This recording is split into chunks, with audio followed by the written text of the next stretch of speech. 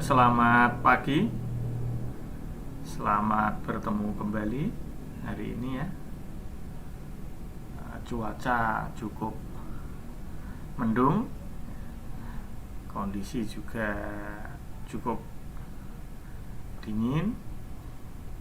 Semoga hari ini kita, keluarga kita, orang-orang terdekat kita, orang-orang yang kita cintai dalam kondisi yang baik-baik saja, dalam kondisi yang sehat, tidak kurang suatu apapun, dan selalu dalam lindungan Allah, Tuhan semesta alam.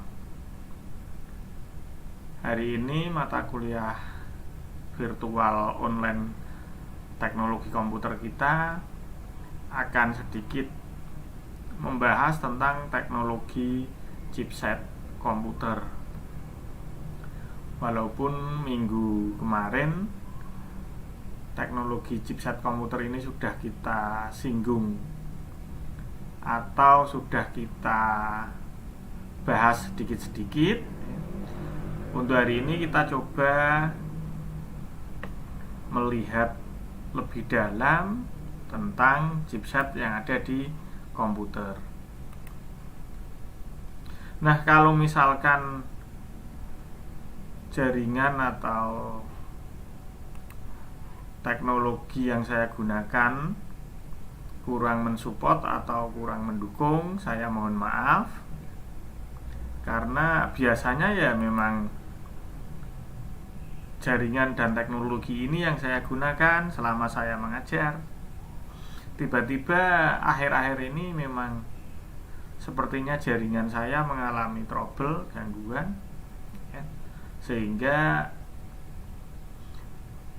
apa yang saya sampaikan itu secara live itu mengalami kendala berupa lag atau buffering yang diterima oleh mahasiswa.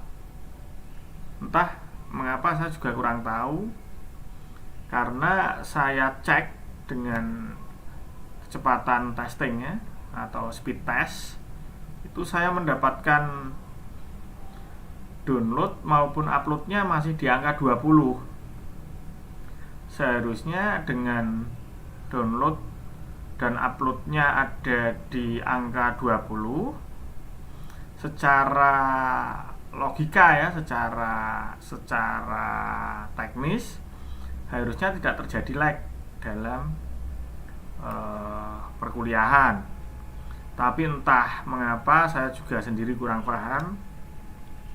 Kadangkala lancar, tapi kadangkala mengalami lag, berhenti buffering. Nah, kalau cuma sekedar lag atau buffering saja mungkin masih agak mending ya, lumayan. Tapi kadang-kadang pas enaknya kuliah ya, santai-santai ya, tiba-tiba saja jaringan atau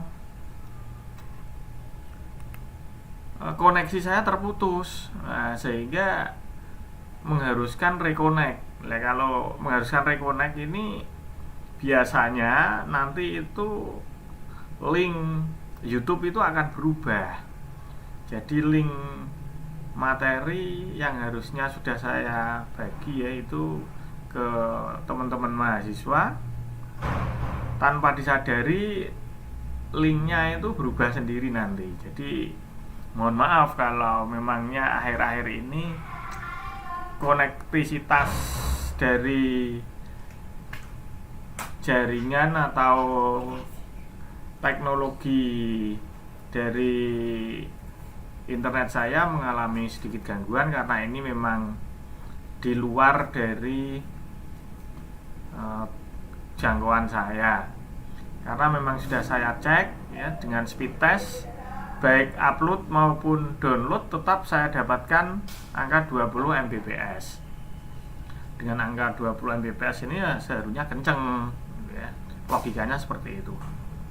Baik, kita ke materi saja, ke teknologi chipset yang ada hari ini, ya. Chipset itu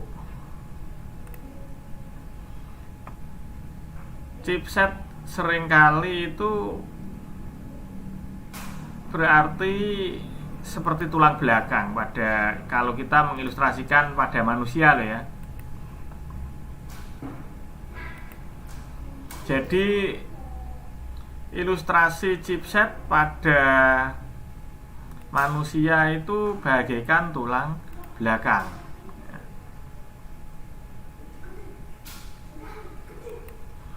Nah, tulang belakang itu seperti apa? Kita tahu sendiri bahwa tulang belakang itu merupakan penyangga utama atau dia sebagai penyeimbang kondisi tubuh manusia. Sehingga kalau kita analogikan ke dalam sebuah teknologi, ya, suatu chipset itu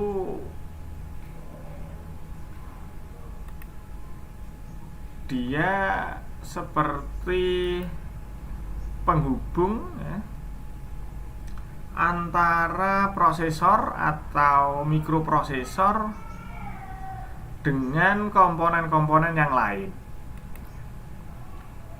Komponen-komponen yang lain di dalam board, ya, di dalam mainboard itu bisa berupa RAM, bisa berupa VGA, bisa berupa media penyimpanan, bisa berupa yang lain.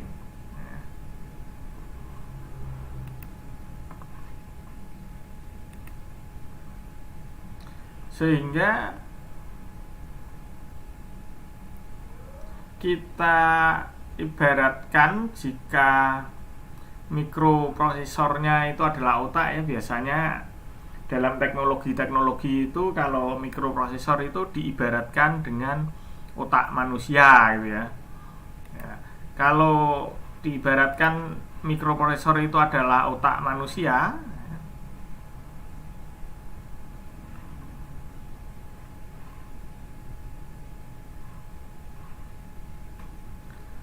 berarti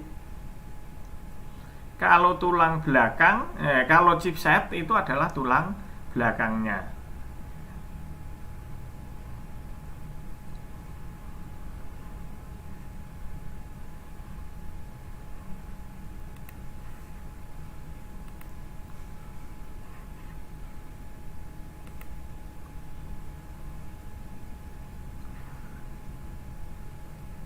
Kalau ada kendala, mohon teman-teman memberi masukan melalui kolom komentar yang ada di live chat yang tertera di komputer teman-teman semua, ya. Jadi saya bisa langsung tahu, ya, kondisi yang teman-teman alami. Karena mungkin kondisi yang teman-teman alami berbeda dengan kondisi yang saya alami. Dengan adanya forum live chat ini, saya harapkan kita bisa menyinkronkan, kita bisa tahu, kita bisa saling berkomunikasi, kita bisa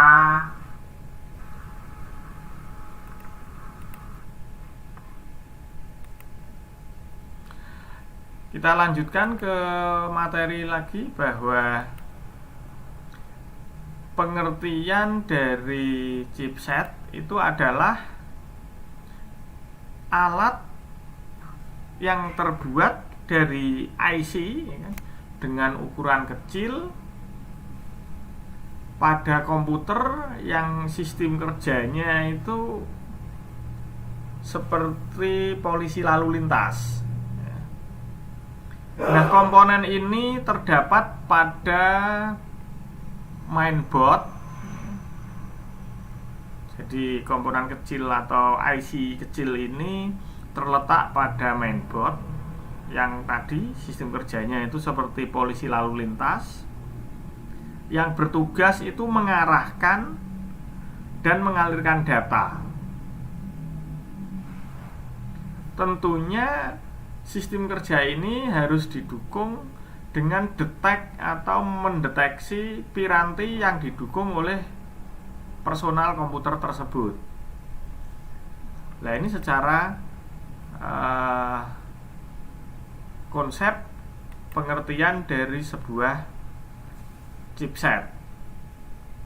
Sehingga di sini chipset akan mengontrol interface atau penghubung-penghubung lain atau alat-alat yang lain atau koneksi antar CPU.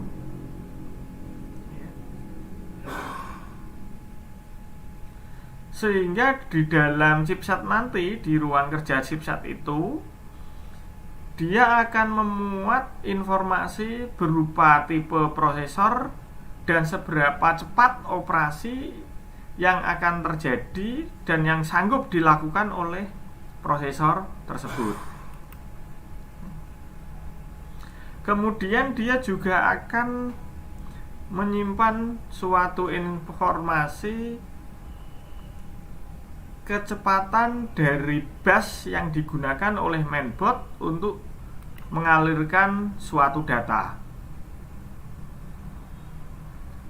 Di dalam chipset ini juga nanti akan diketahui informasi berupa kecepatan memori, kapasitas dan jumlah memori, serta tipe memori yang digunakan.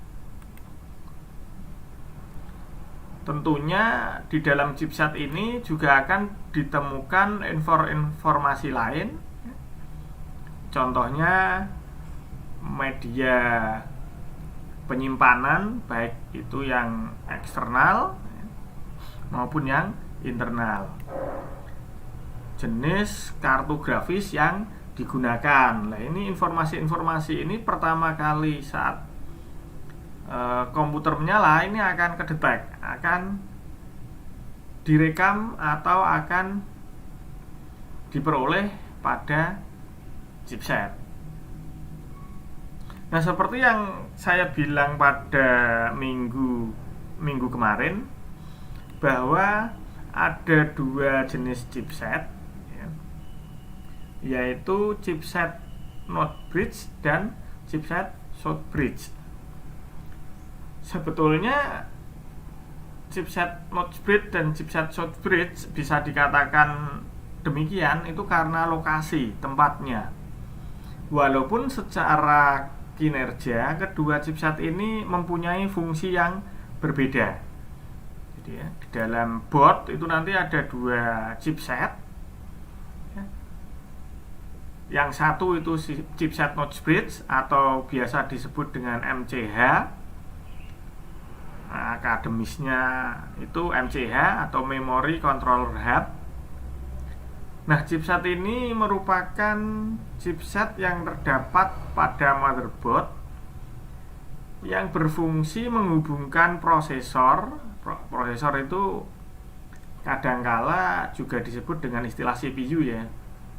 Kalau dalam bahasa ilmiahnya itu prosesor, tapi dalam bahasa teknisnya itu nanti sering disebut dengan CPU. Tapi dua kata ini mempunyai arti yang sama, mempunyai maksud dan makna yang sama. Nah, chipset ini yang model Memory Controller Hub ini itu menghubungkan antara prosesor dengan memori, terus dia juga menghubungkan dengan sistem graphic controller atau video graphic. Nah, hubungan antara prosesor, memori, dan video graphic ini itu akan melalui jalur yang disebut dengan serial bus. dimana jalur serial bus ini dia akan mempunyai kecepatan yang tinggi. Nah, ini chipset yang Notch Bridge atau MCH. Sehingga fungsi dari chipset yang Notch Bridge ini otomatis dia sebagai pengendali komunikasi antara prosesor ke RAM maupun sebaliknya ya, RAM ke prosesor, prosesor ke adapter graphic controller atau video graphic tadi, maupun sebaliknya ya kan, dari AGP ke prosesor, terus dari prosesor ke PCI Express ya kan, dan lain-lain ya.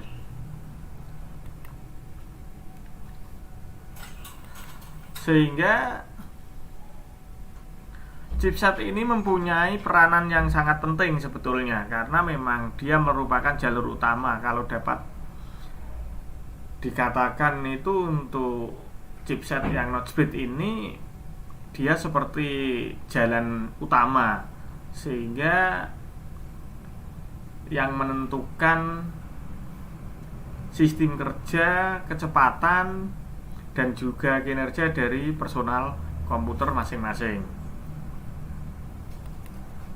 Terus kemudian yang chipset Notch Bridge, chipset Short Bridge ya, dimana chipset Short Bridge ini merupakan jenis chipset yang berhubungan dengan periferal. Jadi nanti di dalam komputer itu kita mengenal adanya istilah periferal, kita mengenal adanya aksesoris, dan kita mengenal adanya piranti atau perangkat. Ini kalau yang kuliahnya itu offline ya, kuliah offline biasanya saya kasih tugas ini nih ya. Jadi saya kasih tugas untuk pergi atau mengunjungi sejumlah toko komputer. Nah, di sana nanti tak suruh itu nanti bertanya-tanya ke toko tersebut, mencari tahu jenis-jenis periferal, jenis-jenis aksesoris, dan jenis-jenis piranti atau teknologi yang terbaru. Itu untuk yang kuliah offline.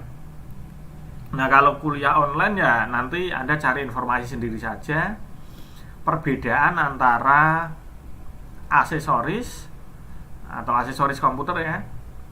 Jadi ini bukan tugas wajib Anda kerjakan, bukan ya, tapi hanya untuk mengasah kemampuan kita, sehingga Anda jangan merasa terbebani dengan tugas yang saya berikan. Nah, ini tugas ini untuk mengasah dan menambah skill kemampuan kita di bidang komputer. Jadi nanti Anda cari saja referensi, literatur, atau tanya-tanya, terserah ya. Itu perbedaan antara perangkat komputer atau piranti komputer ya. Kadang ada yang menyebut perangkat komputer, kadang ada yang menyebut piranti komputer ya. Jadi nanti Anda cari perbedaannya antara perangkat atau piranti komputer tadi dengan periferal dan aksesoris. Jadi ketiga kata ini, aksesoris komputer, periferal komputer, dan perangkat komputer. Nanti Anda cari perbedaannya. Kita balik ke chipset lagi yang Short Bridge ini. Nah, chipset Short Bridge ini mendukung kinerja dari periferal. Seperti contohnya dia mengontrol bus IDE, terus mengontrol jalur USB, mengontrol peralatan plug and play atau PNP gitu ya. Ini tugas dari chipset Short Bridge. Karena dia bertugas sebagai pengontrol periferal, otomatis ya, selain IDE, USB, dan PNP tadi, dia juga mengontrol fungsi dari keyboard, mengontrol fungsi dari mouse, bahkan power management pada mainboard ini menjadi tugas dan tanggung jawab zat yang shortbreed. Jadi kalau yang internal bass, main bassnya itu yang mengontrol adalah chipset Notchbreed. Kalau yang bass peripheral itu yang mengontrol adalah chipset shortbreed. Jadi nanti bisa kita lihat gambarnya yang chipset shortbreed itu letaknya di mana, yang Notchbreed itu letaknya di mana. Nah, ini bisa Anda lihat itu ya. Ini prosesor ya, yang ini prosesor ya kan. Ini ada chipset, ini yang Notchbreed ya. Ini yang chipset shortbreed. Ini kalau ini yang tipe mainboard miliknya Asus ya. Ini yang chipset Notchbreed-nya, ini yang shortbreed-nya. Jadi tata letaknya saja itu. Walaupun ya memang standar pabrik untuk mainboard ya memang dua ini ya. Jadi tata letaknya ya memang seperti ini. Walaupun berbeda tipe dan merek, tapi nanti tetap tata letaknya utara dan selatan.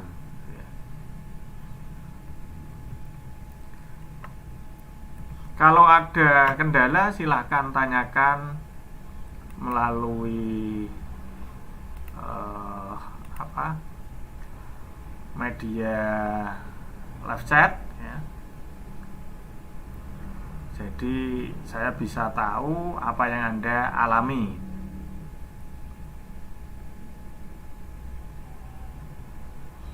Nah, ini ada yang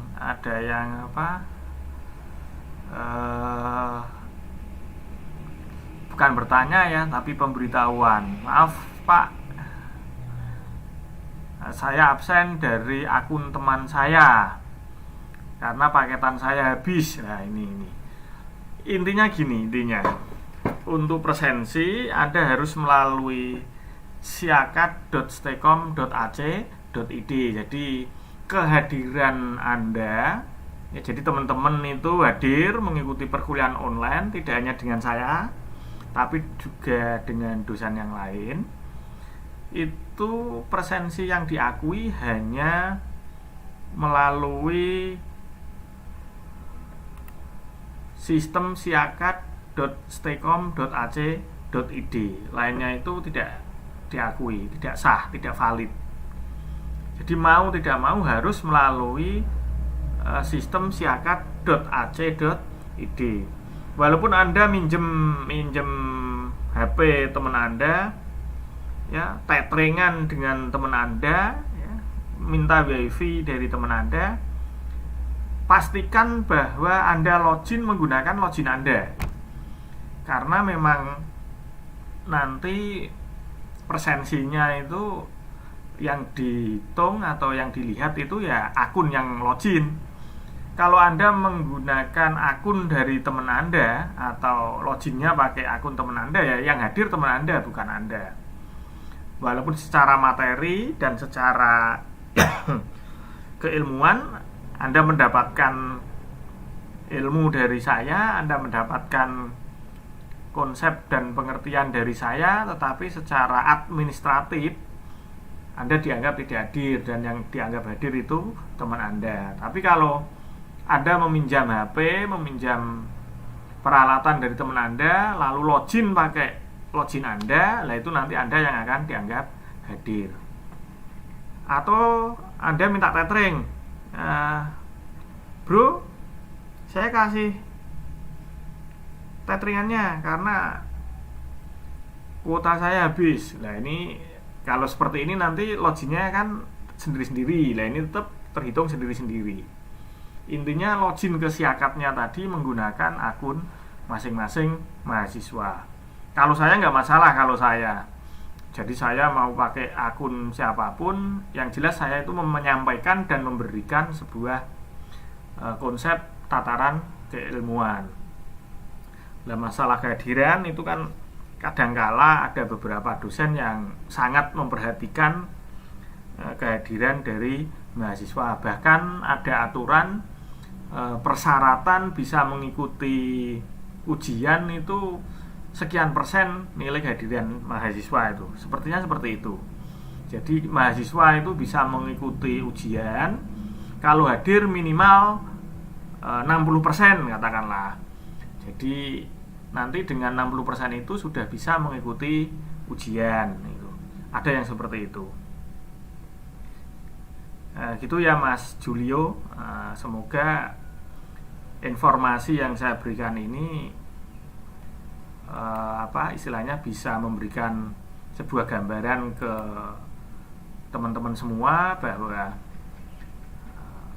karakter sistem pengajaran maupun model masing-masing dosen itu berbeda-beda, tidak sama. Jangan khawatir, kuliah saya nggak lama-lama, ya kan? Paling kuliah saya itu sekitar 30 menit lebih gitu ya. Itu saja. Dan materinya pun nggak berat-berat karena memang materi dasar. Kebetulan yang saya pegang itu mata kuliahnya itu hampir rata-rata materinya materi dasar semua. Karena memang saya nggak menguasai materi yang levelnya itu tinggi-tinggi ya. Jadi ilmu saya itu masih rendah, ya kan? Nggak seberapa dibanding dengan teman-teman yang lain. Sehingga saya itu cukup dengan materi-materi yang ringan-ringan. Gaya penyampaiannya pun mungkin saya dengan dosen-dosen yang lain juga berbeda. Jadi teman-teman mahasiswa kalau kuliah mungkin dengan saya agak santai, tapi kuliah dengan dosen yang lain sepaneng, serius. Nah itu memang gayanya berbeda. Kalau kuliah dengan saya terlalu serius, malah sayanya yang bingung nanti. Nah ini sebuah jawaban tadi kenapa bisa dinamakan dengan istilah notch bridge maupun short bridge. Ya, kita lihat kenapa ya. Ini jawabannya. Nah, CPU atau prosesor, jadi kadangkala itu saya menyampaikan itu CPU, kadangkala juga saya menyampaikan kalimatnya prosesor. Nanti dua kalimat ini mindset Anda harus tertanam bahwa kata ini sama, baik itu CPU maupun prosesor. Nah, biasanya CPU itu diletakkan pada bagian atas. Nah, jadi di bagian itu diletakkan di sana CPU. Nah, bagian atas itu identik dengan arah utara. Jadi kalau kita mau gambar sebuah peta kan biasanya kalau atas itu kan utara. Nah, ini juga sama. Jadi standar sebuah pola gambar peta itu atas selalu utara. CPU digambar atas juga utara, sama. Kemudian prosesor atau CPU tadi akan dihubungkan dengan chipset melalui fast bridge ya, jalur yang cepat tadi. Nah, melalui jalur yang cepat ini CPU tadi bisa terhubung secara langsung dengan unit chipset tersebut. Nah, itulah mengapa bagian yang tersambung dengan chipset melalui jalur yang cepat tadi itu disebut istilah notch bridge, karena letaknya itu selalu lebih atas atau dia letaknya itu di bagian utara dari chipset yang satunya.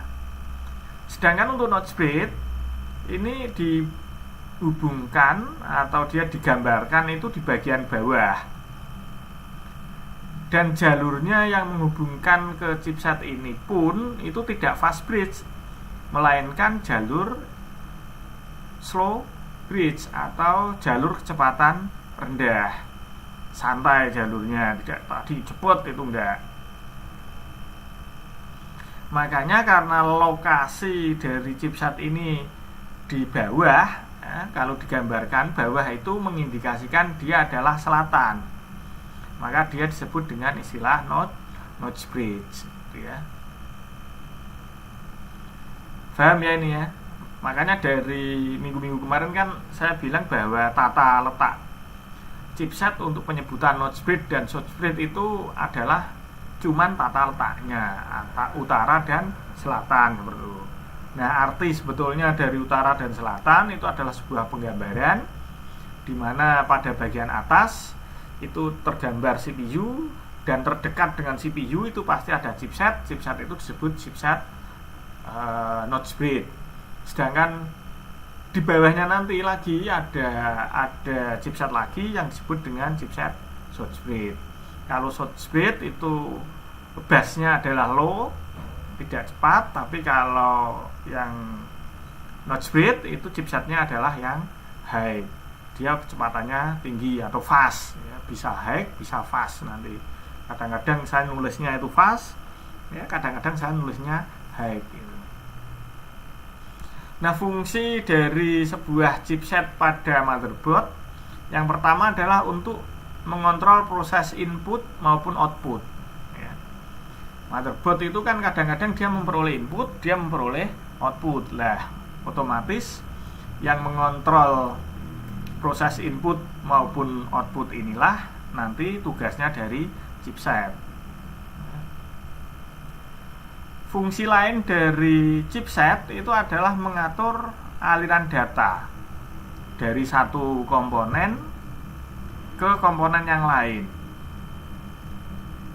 Jadi antara memori ke prosesor, antara memori ke VGA, antara VGA ke prosesor, antara prosesor ke media penyimpanan, yaitu dikendalikan oleh chipset.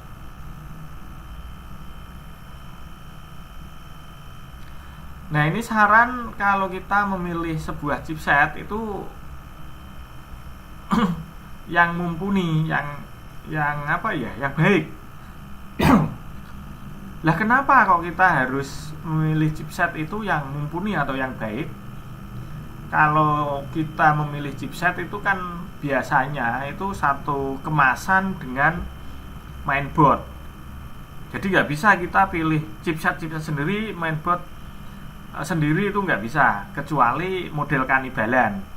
Mobil kanibal itu kita melihat chipset ukuran dan jenisnya sama, lantas kita lepas, kita masukkan, kita tanamkan ke motherboard yang lain dengan tipe dengan ukuran dan pin yang sama tadi itu ya.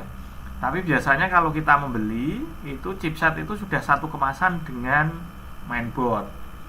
Biasanya kalau kita booting pertama itu muncul kalau produknya Asus ya muncul Asus, kalau produknya Nvidia muncul Nvidia, kalau produknya VIA muncul VIA, kalau produknya AMD ya muncul AMD, seperti itu.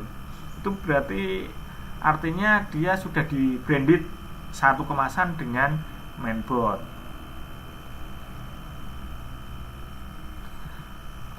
Nah, ini salah satu alasan kenapa kita harus memilih chipset yang mumpuni atau yang baik ya. Setiap chipset yang ditanamkan pada mainboard atau motherboard tadi itu biasanya merupakan jenis chipset yang identik dengan komponen komputer tertentu ya. Kalau Asus ya Asus misalkan ya, berarti nanti komponen identiknya komponen ini. Oh, saya menggunakan chipsetnya Nvidia. Oh, kalau saya menggunakan chipset Nvidia, biasanya itu nanti soundcard saya Realtek, biasanya VGA saya Intel HD, biasanya bla bla bla bla bla dan lain-lain. Nah, itu namanya identik, yang mencerminkan dari komponen-komponen yang lain. Bisa saja nanti chipset itu tidak compatible dengan komponen-komponen yang lain ya.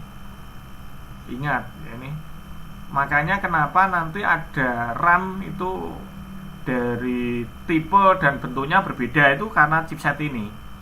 Ada yang DDR2, DDR3, DDR4 ya, SDR ya, itu nanti kaitannya itu karena memang tidak support nanti dengan chipsetnya. Walaupun di potnya support ya, tapi seringnya di pot slot masing-masing mainboard itu bentuknya nanti berbeda, ada kuncinya sendiri yang membedakan.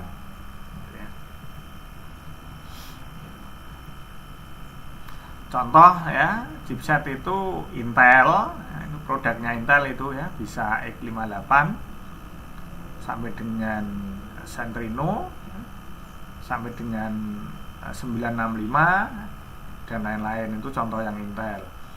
Ini contohnya yang AMD ya, atau ATI Radeon ya, itu. Terus ada Nvidia ya, ada Enforce ya, kemudian ada VIA ya. Tadi yang seperti saya sampaikan, ini contoh-contoh chipset yang ada di pasaran.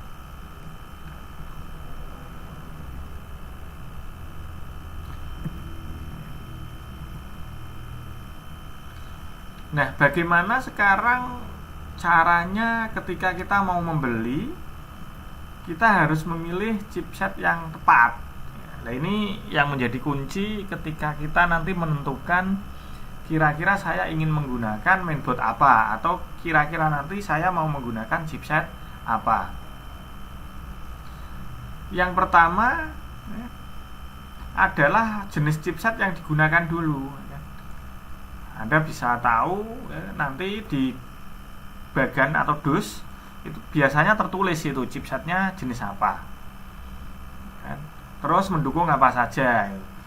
Kalau dusnya sudah hilang ya berarti biasanya itu di baliknya ada, atau mungkin nanti di boardnya itu tertulis juga. Kalau kita baca itu juga ada seperti tadi ya, saya tunjukkan di awal-awal tadi ya, pas waktu gambar chipset yang node switch sama short bridge tadi, itu bisa kita ketahui.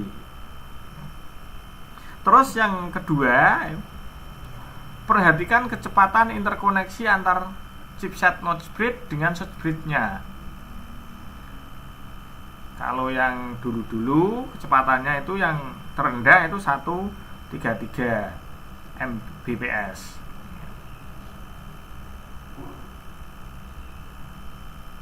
Nah, ini yang saya bilang tadi bahwa chipset itu bisa dikanibal, tapi dengan aturan-aturan tertentu. Jadi perlu diperhatikan ketika kita membeli, terutama kalau nanti membelinya barang secondan ya, barang second itu bisa saja si penjual itu mengatakan ini barang baru tapi dusnya rusak, atau bagaimana lah, intinya itu harus kita perhatikan antara motherboard dan chipsetnya. Kita lihat dengan seksama sudah kanibalan apa belum.